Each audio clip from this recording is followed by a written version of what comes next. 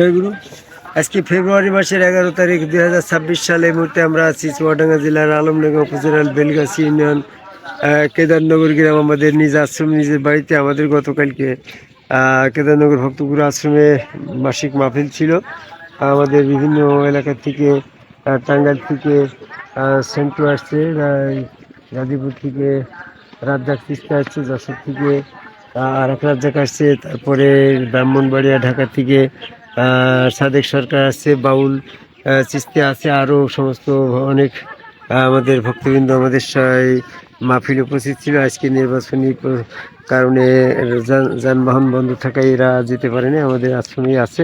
তো আমি একটা বিষয় বলতে চাচ্ছি যে আল্লাহ রাব্বুল আলামিন সমস্ত মানুষকে তার ক্ষতির হাত থেকে উদ্ধার পাওয়ার জন্য, বাঁচতে হলে, রেহাই পেতে হলে তাদেরকে কিভাবে তারা ইহজিন্দেগির কর্মফল থেকে কর্মের মাধ্যমে কর্মে ক্ষতিগ্রস্ত না হয়ে তারা ক্ষতিগ্রস্ত হবে না, কোন কোন পর্যায়ের লোক, সেই বিষয়ে কি একটা কথা আমি বলতে চাচ্ছি। সূরা আসরে বলছে, ওয়ালাসে ইন্নাল ইনসানা লাফি খুসরে ইল্লাল্লাযিনা আমানু আমিলুস সালিহাত ওয়া হাক্কে ওয়া সাবরে।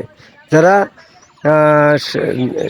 ঈমান অর্জন করে, সৎকর্ম করে এবং সত্য পথে থাকে এবং ধৈর্য ধারণ করে, এরা ব্যতীত সকল মানুষ ক্ষতিগ্রস্ত হবে। এটা আল্লাহ পাকের আশঙ্কা, মানে আল্লাহ পাকের হুকুম।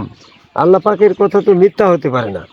আমি আপনার একটা ইচ্ছা আশঙ্কা করলে হয়তো সেটা বাস্তবায়ন নাও হতে পারে, কিন্তু আল্লাহ পাকের আশঙ্কা তো 100% সঠিক। এটা তো আমাদের বিশ্বাস আছে নাকি না?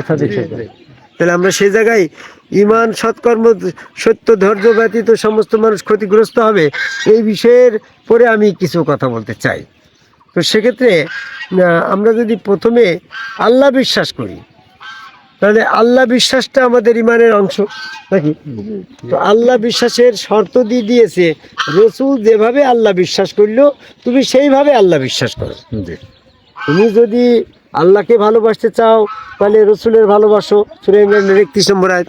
তুমি যদি আল্লাহর আনুগত্য করতে চাও তো রসুলের আনুগত্য করো, সেটা আনুগত্য আল্লাহর হবে, সূরা নিসার 80 নম্বর আয়াত।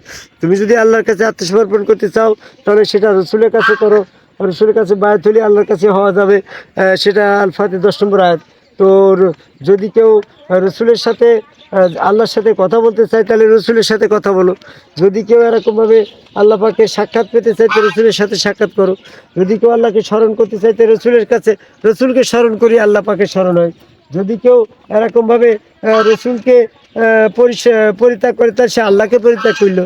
এরকমভাবে রসুলের ভিতরে আল্লাহ পাকে সক্রিয়তায় যারা বিশ্বাস করলো তারা আল্লাহ সক্রিয় আছে এটা বিশ্বাস করলো। রসুলের রূপ প্রকাশ্য আল্লাহ এই বিশ্বাস যারা করলো, প্রকাশ্য রসুলকে আল্লাহ বললো, তারাই প্রকাশ্য আল্লাহ বিশ্বাসী হইল।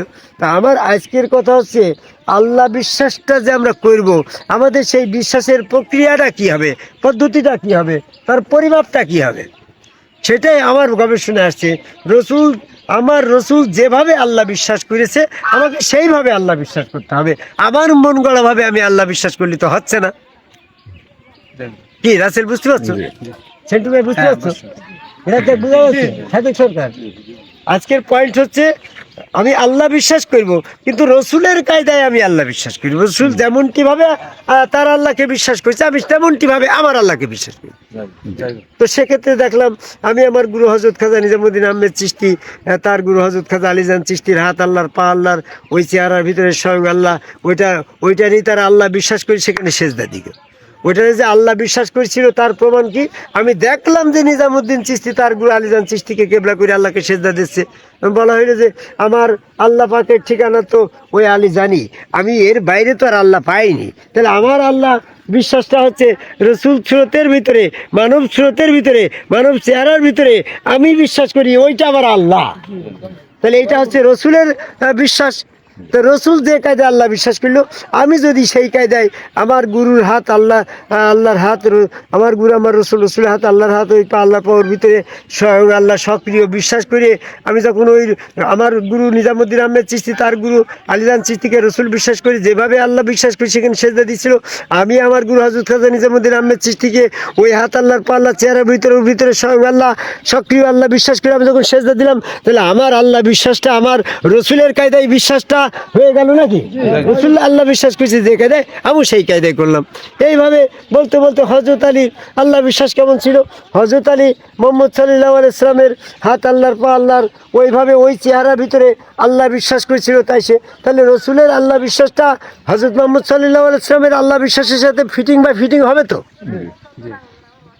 যেমন আদম আলাইহিস সালামের আল্লাহ বিশ্বাসটা ছিল, তার ভক্ত ফেরেশতারা যে কায়দায় বিশ্বাস করলো সেই কায়দায় তো আদম আলাইহিস সালাম আল্লাহকে বিশ্বাস করছিল।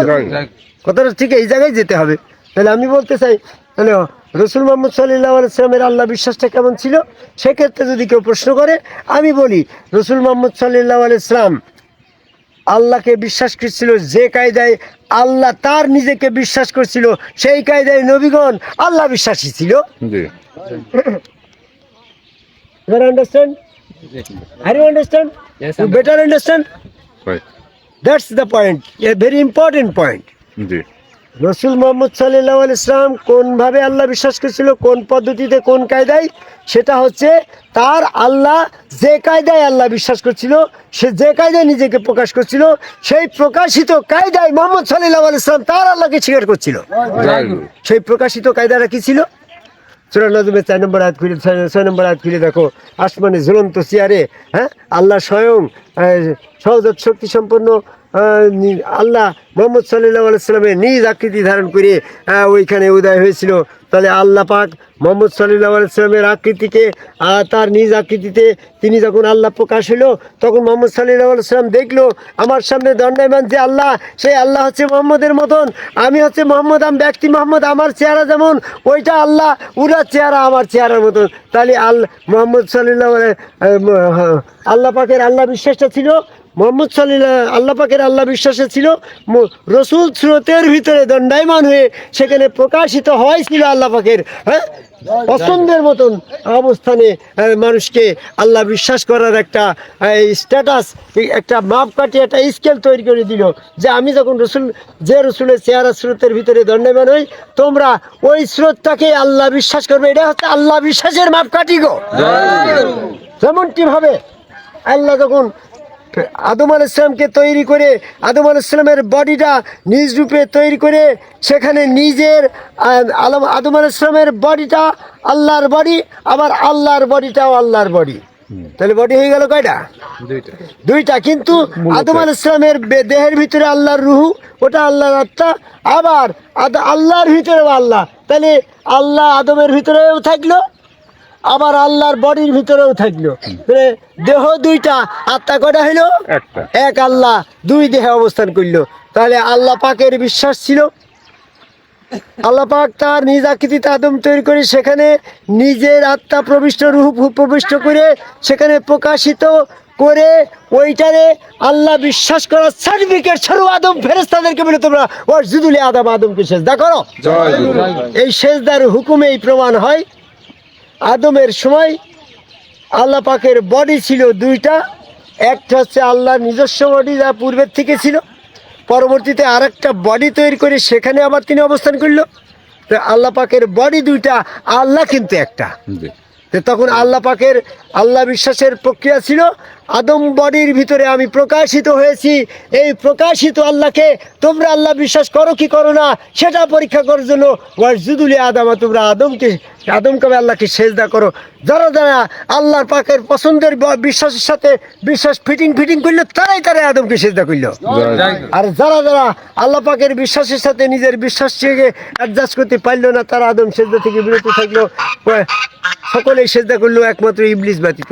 বর্তমান জামানায় জামাত ইসলাম, চরমোনা, ফুরফুরা, মানিকগঞ্জ, হিজবুত তাহরির, হেফাজত ইসলাম, কাদিয়ানি, টুপি, পাগড়ি, জুব্বাদারা, মোচকাটা যত ইমাম মুসল্লিগণ আছে আদম সেজদা বিরোধীরা, এই তাবলিগ আলা হাজি সাহেব দিয়ে যত কিছু আছে, এরা আদম সেজদা বিরোধী। এরা হচ্ছে আল্লাহ নিজ রূপে মানুষ তৈরি করে ওই স্রোত, রসুল স্রোত, আল্লাহ স্রোত, এটা আল্লাহ পাকের আল্লাহ বিশ্বাসের পদ্ধতি। হয় এই সমস্ত ইসলামী প্রচলিত এজিদির দলের বিশ্বাস হচ্ছে আল্লাহ আল্লাহর মতন, আদম আদমের মতন, আদমের মতন আল্লাহ, এই আল্লাহর মতন আদম, এই বিশ্বাসে তারা বিশ্বাসী নয়। তারাই হচ্ছে আল্লাহ পাক বিশ্বাসের ক্ষেত্রে তাদের এই ঈমান নাই। আল্লাহ যে কায়দায় আল্লাহ বিশ্বাস করছে, আমি যদি সেই কায়দায় আল্লাহ বিশ্বাসী না হই, তাহলে আমি মোমেন না, ঈমানদার না। আল্লাহ বিশ্বাসের ক্ষেত্রে আমার স্কেলে মেটার আনফিট হয়েছি, তাই আমি ইবলিসের আল্লাহ বিশ্বাসের সাথে সম্পৃক্ত হওয়ার কারণে এরা কাফের হয়েছে, আদম সেজদা থেকে বিরত থাকে, সেটাই তাদের প্রমাণ। এই জন্য তারাই ক্ষতিগ্রস্ত হবে। ওয়াল আসরে ইন্নাল ইনসানা লাফি খুসর ইল্লাল্লাযিনা আমানু, তারাই ক্ষতিগ্রস্ত হবে যারা বিশ্বাসী ব্যক্তি আল্লাহ বিশ্বাসের স্তরে নাই।